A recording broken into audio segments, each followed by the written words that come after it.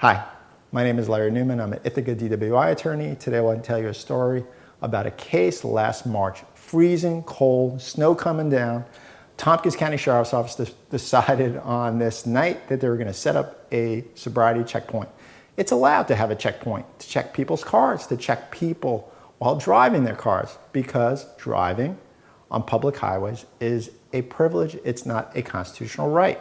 So that's why the police are allowed to set up checkpoints, as long as the checkpoints are uniform, they're non-arbitrary, and they follow a plan of action. In other words, pull over every car, pull over every second car, third car, has to have a systematic plan of action. So in this particular case, they were set up on Green Street and they were pulling cars over. Green Street runs right through downtown Ithaca, crosses over Cayuga, and they set it up down the road from that a bit, right next to our office, in fact.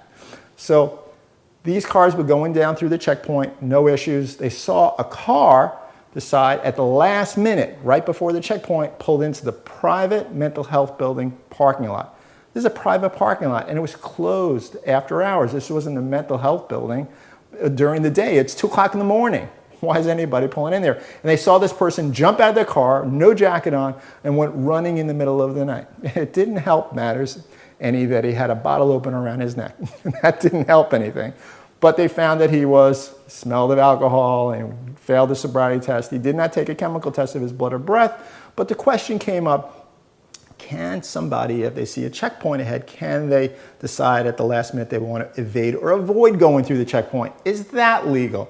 Well, in this particular case, they found that it's not legal because he didn't have a purpose by going into the private parking lot.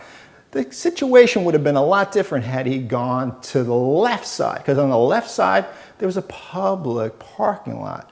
Tons of businesses, restaurants, movie theaters, all kinds of things going on in there. And he could have pulled legally into a public parking space and parked his car, and then went out of the car and decided to do something downtown Ithaca at 2 o'clock in the morning. What he would have done, I don't know. But this case illustrates that you cannot evade or avoid a checkpoint that is in place lawfully in New York State. If you have a question about your DWI case in the upstate region of New York or other criminal defense matter, either give us a call, shoot us an email, or fill out the form on our website. Be more than happy to help you with it. And thanks for watching this video.